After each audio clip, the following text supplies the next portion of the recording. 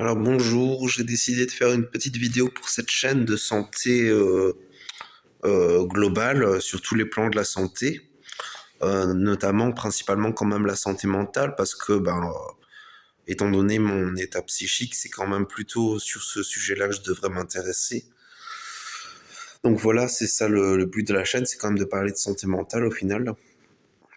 Ça intéressera, mon propos sera surtout pertinent, je pense, pour des gens qui sont passés par la psychiatrie parce que au final je pense quand même qu'au vu de mon expérience, c'est surtout ces gens-là qui auront quelque chose à apprendre de mon expérience.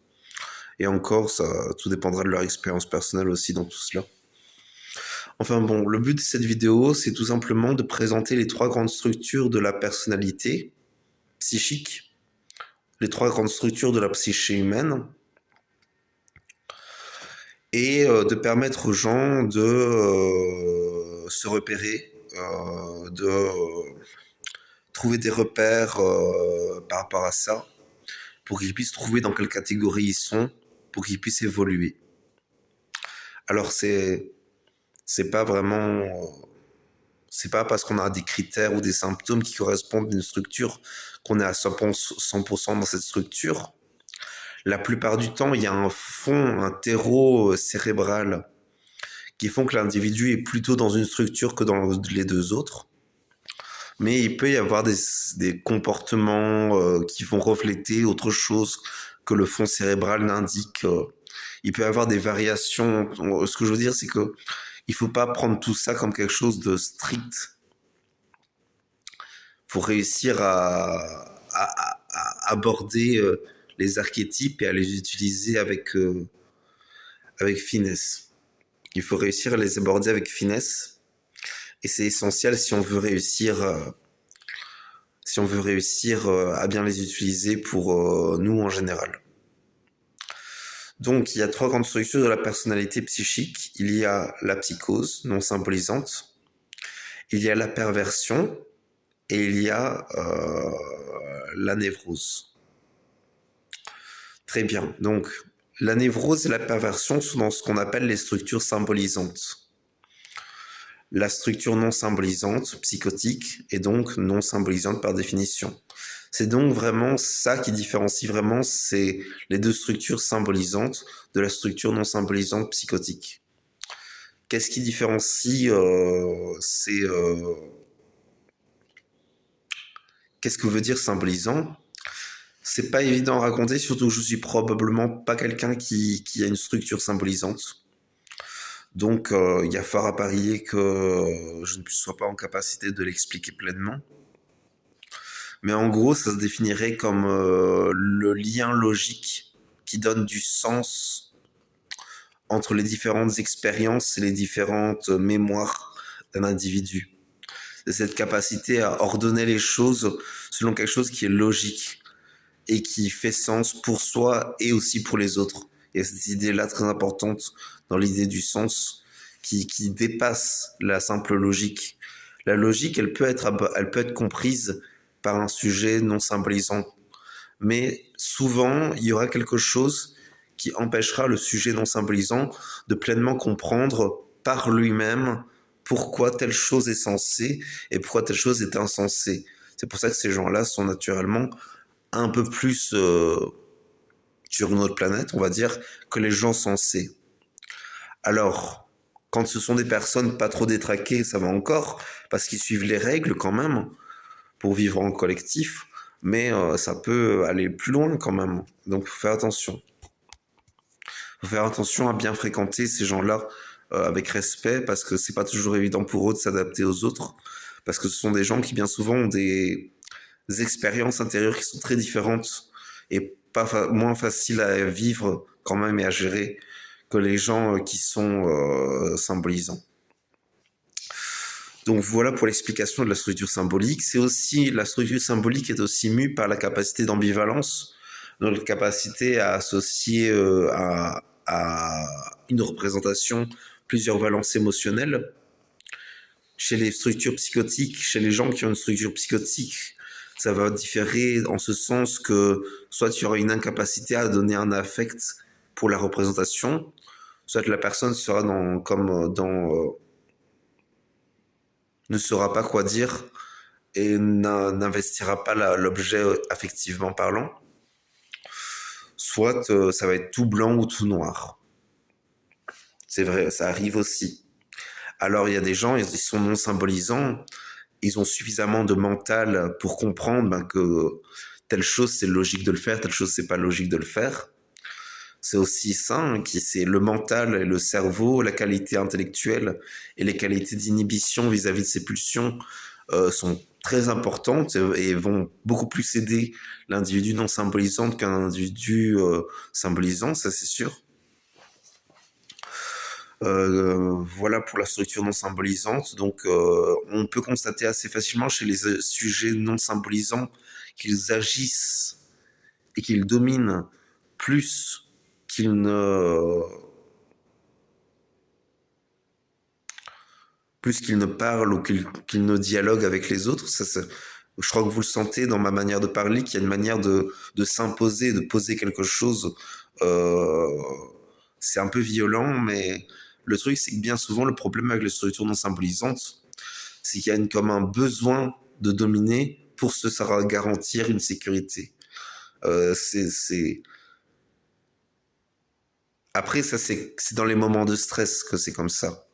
Dans les moments de moindre stress, on est capable de se détendre, d'être plus expressif, de rentrer en relation d'une certaine façon. On est capable un peu quand même. Mais bon, c'est vrai qu'une personne qui a une structure non symbolisante, donc psychotique, qui est stressée, elle aura tendance à agir symboliquement violemment. Symboliquement violemment. Voilà, quoi. C'est symbolique. Dans les faits, il n'y aura pas forcément de violence physique, mais ça peut être une violence symbolique. Par exemple, imaginons je suis avec un névrosé ou une névrosée qui s'exprime et qui parle parce qu'elle ne se sent pas bien avec moi. Elle essaie d'entrer en relation avec moi. Moi, je suis dans ma psychose et je dis pour moi tout va bien et que donc c'est comme ça et que je veux pas que ça change. Vous voyez la psychose là? Moi, je suis suffisamment dans le mental pour percevoir la psychose dans ce que je dis. Mais il y en a certains, ils vont pas être capables de percevoir ça. C'est là que c'est vraiment dans ce genre de comportement qu'on identifie une structure non symbolisante et qu'on la différencie d'une structure symbolisante. Après, certains vont aussi dire qu'il y a un continuum, qu'il y en a, ils sont plus, qui sont des caractéristiques un peu entre les deux, entre le symbolisant et le non symbolisant. C'est pas toujours évident. Je vais pas en parler, mais il faut savoir qu'on s'est influencé selon notre ange de naissance, donc l'ange gardien que l'on a, influence aussi tout ça. Parce que je vais pas rentrer dans les détails, mais ça influence un peu. Si vous êtes intéressé, j'ai une chaîne d'ésotérisme au nom de Grégoire Joniot, chaîne principale. C'est une chaîne d'ésotérisme dans laquelle j'explique certaines choses qui peuvent expliquer cela. Je ferai probablement un jour une vidéo sur cela si j'y pense. Je ne promets rien quand même, mais voilà quoi. Enfin bon, du coup je dois quand même la faire la vidéo. Enfin bon. Qu'est-ce qu'on peut dire d'autre sur tout ça? Donc, parler des sujets symbolisants, donc. Les individus symbolisants, eux, ils ont cette science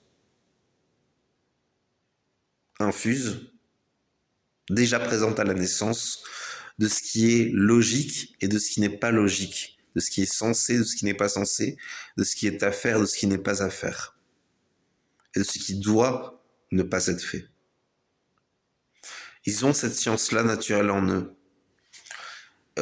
Après, faut savoir que ça, c'est quelque chose aussi qui s'entretient, parce qu'il y a certaines expériences humaines qui nous poussent parfois à nous déconnecter de cette science infuse-là. Je suppose que dans une certaine mesure, on l'a tous quand même un peu à la naissance, même si j'ai dit l'inverse précédemment. Mais bon, on va dire que on va pas tous l'aborder de la même façon. Il y en a certains, ce sera une évidence, si ça leur tombe du ciel. Il y en a certains, ils vont l'aborder par le mental. Il y en a d'autres, ils vont aborder le sujet par le cœur. Bon voilà, on peut aborder le sujet de plein de façons, mais on arrive tous quand même au bout d'un moment, au bout d'une réflexion, au bout d'une prise de conscience, au bout d'un ressenti. On arrive tous quand même au final à comprendre ce qui est à faire de ce qui n'est pas à faire, ça c'est sûr. Mais bon, ça n'empêche que dans la pratique, il y a quand même des nuances qui font que le contact avec une personne qui a une structure non symbolisante sera très différent d'un contact avec une personne névrosée ou une personne blessée dans son narcissisme dans le cas des perversions. Ensuite, qu'est-ce qu'il y a d'autre avec la structure symbolisante? Donc il y a deux grandes familles de structures. Il y a la structure symbolisante saine. Donc là, on est dans la névrose. L'individu a suffisamment investi la loi symbolique pendant son enfance pour vivre avec elle à l'âge adulte. Il s'épanouit dans les rapports de loi et de règles. Il vit épanoui avec les figures d'autorité. Ensuite, il y a la structure blessée dans son narcissisme. C'est le contraire de la névrose. L'individu n'a pas pu investir la loi de manière juste dans son rapport avec ses parents, qui est censé être les figures d'autorité, donc qui garantissent quelque part la loi. Et le problème, c'est que bien souvent, ces individus-là, donc, ils finissent pervers parce qu'ils ont été pervertis par une expérience au contact de leurs parents, en fait. Ce sont des individus qui donc n'ont pas pu garantir d'une parentalité suffisamment fonctionnelle, en quelque sorte. Et c'est ce qui va venir problématiser le rapport à la loi chez ces gens-là. Quelque part, la loi va plus représenter les traumas de l'enfance que quelque chose qui garantit l'ordre intérieur et extérieur pour ces gens-là. C'est ça le problème, c'est ça la problématique chez ces gens-là qui se passe. Et bien évidemment, il y a des blessures narcissiques profondes la plupart du temps qui vont venir perturber en plus de ça les choses. Donc voilà, et donc d'où les passages à l'acte, parce qu'il n'y a plus, il n'y a chez ces gens-là la possibilité d'investir la loi symboliquement est très difficile. Et la blessure est, en plus, ils sont blessés, donc quelque part il y a double peine, sans raison apparemment d'ailleurs. Donc bon, c'est pas évident pour eux de vivre, c'est sûr, parce que c'est des gens qui ont, c'est des gens pour qui c'est très dur quand même. Ensuite, donc voilà les trois structures. Quelles sont les voies d'épanouissement pour ces trois structures? Quelles sont les problématiques à affronter lors de la vie? On va commencer par la structure saine, la structure névrosée. La structure névrosée, la quête principale, c'est la quête du sens. L'individu doit mener à terme, ou au moins cheminer sur sa quête de sens. Il doit trouver ce qui est sensé pour lui, ce qui va le driver, ce qui va le motiver, se reconnecter à son désir profond, se connecter à son essence, investir toujours la loi, le plus possible en tout cas, tant qu'elle est symboliquement valable, etc. Il y a un jeu de compensation aussi avec la loi et les règles à faire aussi, qui est à faire avec la névrose. Donc, voire de sublimation ou de refoulement aussi. Idéalement, c'est plutôt la sublimation, mais bon, c'est pas l'idéal non plus, malheureusement, la sublimation. La sublimation, quand on y pense, c'est l'idéal d'un moment. Après, il faut bien reconnaître que la sublimation ne garantit pas tout, ne garantit pas la perfection de la vie. Enfin bon. Chez les individus qui sont blessés, donc les pervers, quand on les appelle, parfois la plupart du temps, ou les transgressifs pour ceux qui transgressent, ces gens-là, ils ont besoin d'abord d'être validés dans leur expérience humaine. Ils ont le droit d'être validés dans leur expérience de leur peine qu'ils ont vécue sur Terre. Il faut les valider dans leur ressenti. Ce sont des gens qui ont beaucoup plus besoin d'un feedback extérieur pour les aider à progresser et à se fortifier sur le chemin, pour réinvestir la loi avec des nouvelles figures d'autorité, à l'image par exemple de Lacan qui disait dans ses livres prendre la main de Freud. Vous voyez, Lacan c'était un transgressif, mais il avait un côté encore un peu investissant la loi et tout ça dans le symbole dans le symbole qu'était Freud pour lui. Voilà pour la structure perverse. Donc vraiment pour ces gens-là, il y a le besoin de se reconnecter à la loi, de se reconnecter à la vérité, au réel, à la réalité, et surtout ne pas trop ruminer les problèmes narcissiques, se connecter au fait que on a tous une valeur intrinsèque qui est au-delà du point de vue des autres, de notre image que les autres ont pour nous. Il y a tout un travail à faire par rapport à ça et un réinvestissement de la loi symbolique à faire. Idéalement, beaucoup de psychothérapie et idéalement même une resécurisation de la relation avec les parents. Ensuite viennent les individus psychotiques. Alors chez eux, c'est plus complexe parce qu'il faut déjà leur faire entendre que peut-être qu'ils n'ont pas la meilleure façon d'aborder les sujets. euh, Typiquement, les psychotiques, ça va être je suis victime de tout. Ça va être aussi, ça va être typiquement ceux qui vont rentrer dans la triade bourreau, victime, sauveur. Ça va être des gens, ils vont suivre des règles qu'on leur a apprises pendant l'enfance et l'adolescence, mais ils n'auront pas forcément la capacité de généraliser suffisamment ce qui est censé de ce qui n'est pas censé. Souvent, ils n'auront pas forcément l'élan d'aider les autres, alors que c'est quelque chose qui se fait normalement dans les relations humaines, parce qu'ils n'auront peut-être pas grandi dans un cadre qui garantissait cet élan vital les uns vers les autres. Ce sont des gens qui, la plupart du temps, ne sont pas très disciplinés dans le respect des lois et des règles, donc ils peuvent désobéir aux règles à certains moments. Donc voilà quoi. Ce sont des gens qui, globalement, pour qui c'est difficile dans la vie. C'est très difficile parce qu'ils sont stressés, ils sont plus stressés que la moyenne. Ils ont des difficultés à gérer leurs réactions et leurs réponses à leur environnement aussi. Il peut y avoir des aspects sociopathiques, psychopathiques, borderline, schizotypiques, etc. Mais bon, enfin voilà, c'est riche.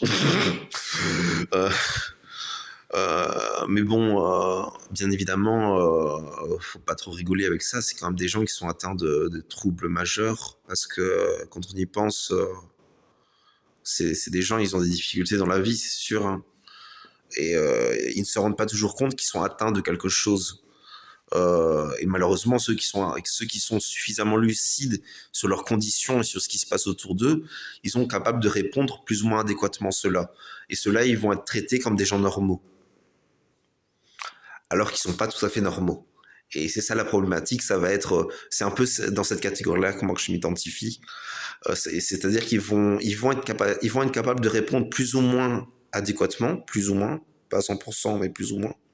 Et ils vont être névrotisés par les gens autour d'eux parce que c'est comme ça. Pour les névroser, il faut névrotiser. Donc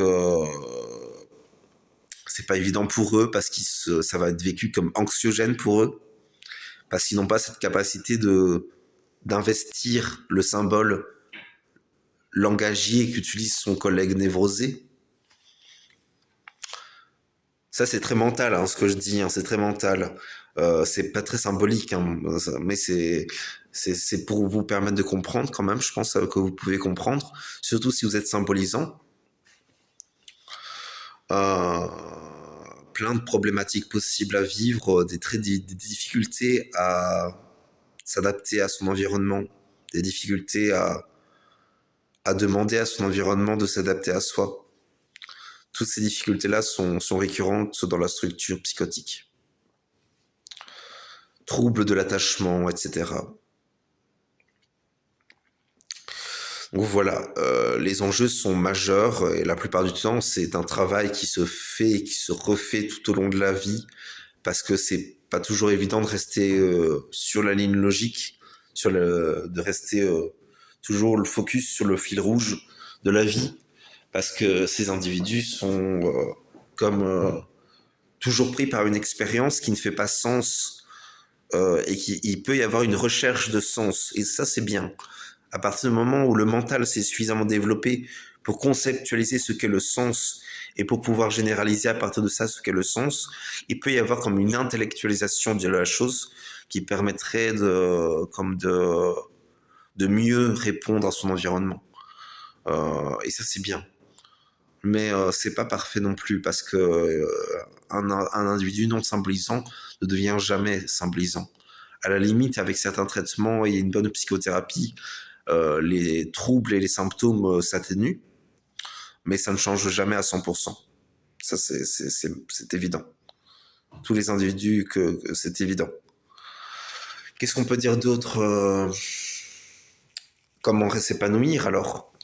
Ça demande de créer, ça demande du courage à l'individu pour créer des bonnes relations et perdurer dans les bonnes relations avec les gens qu'il côtoie et bien s'encadrer lui-même pour respecter la loi tout en ayant un rapport à la loi sain.